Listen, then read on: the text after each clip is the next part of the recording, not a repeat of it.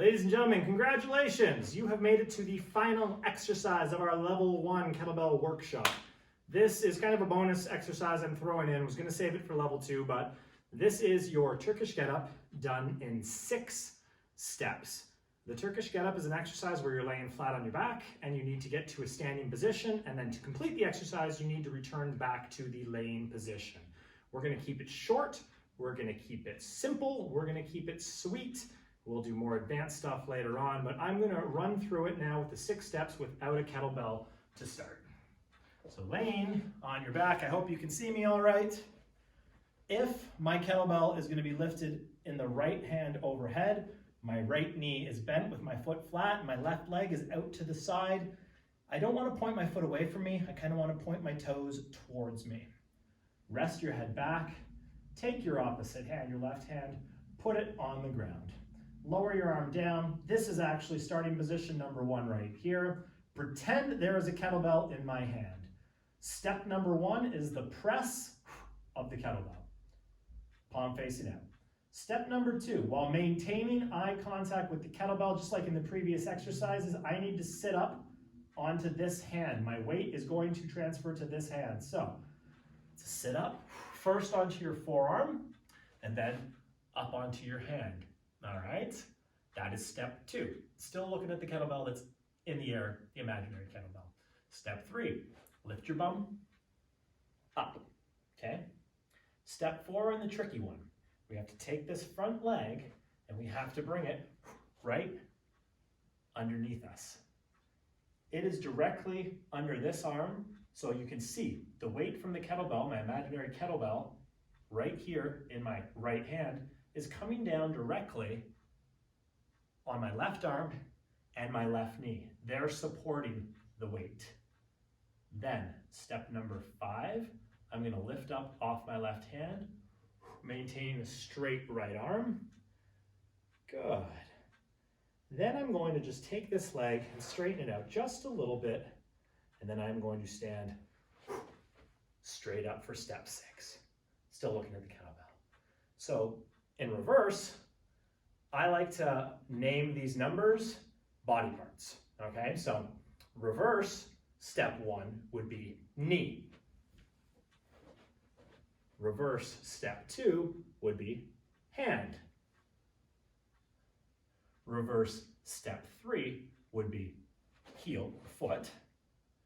Reverse, step 4 would be butt. Reverse, step 5 would be back. And reverse, step 6 would be elbow or arm, bringing the kettlebell back down to that starting position. See, 6 simple steps. Try it with body weight first and just run through those steps over and over and over again before you try it with a kettlebell.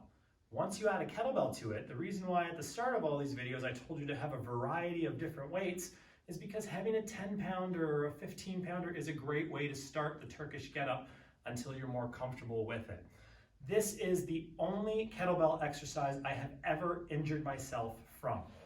The story, it was a certification I was taking back in the early 2000s, and we were doing the Turkish get-up with, I think, 24 kilogram green kettlebells.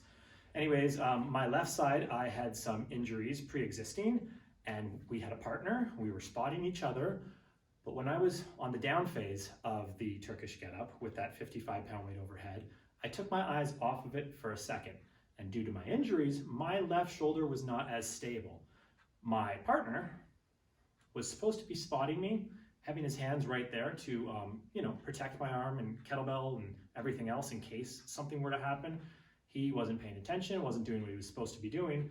And on the way down, my arm went like this. And it popped right out, and he looked at me, he's like, man, are you okay?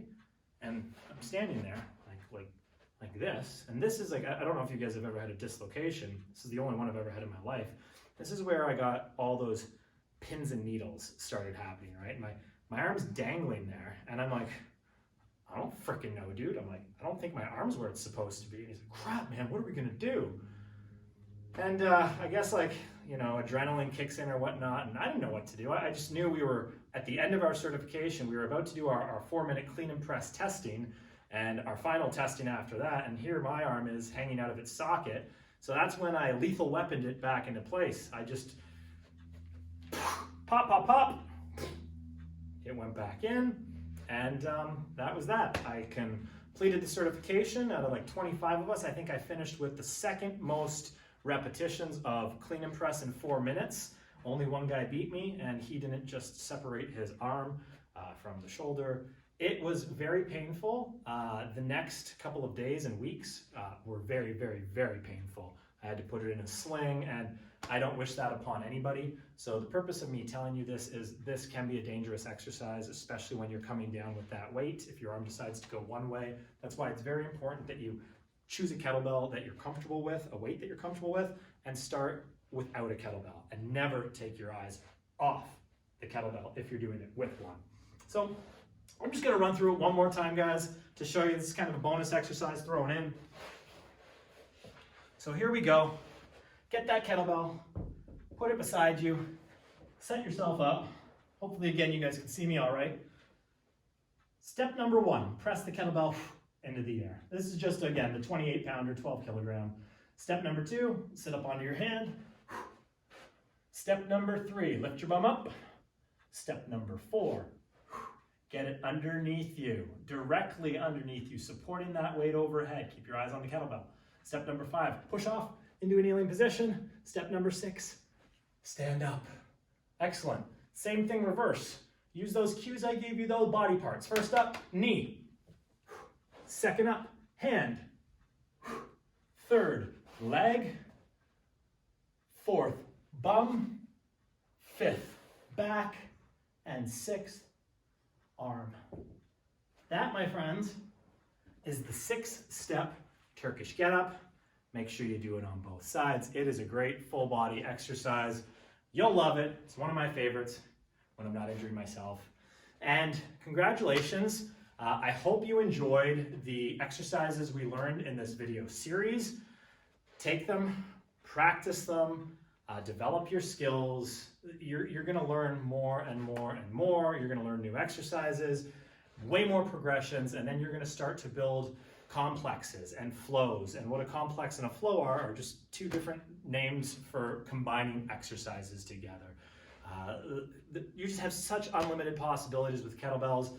They're great full body exercise. Their cardio, their endurance, their strength, their power, their flexibility, their core, their everything all tied into one. It's why it's the best training tool on the planet today. It's why you bought this video series, and it's why you're looking to learn more and get better at kettlebell. So I hope this helps you. It's a wealth of knowledge that I've learned from all my years of practice, teaching, and the certifications I've taken, and I just tried to cram it into one video for you. I do plan to make more. I'm gonna put together some sample programs now for you guys to follow along with some music. Thanks for watching. Thanks for everything, and we will see you soon.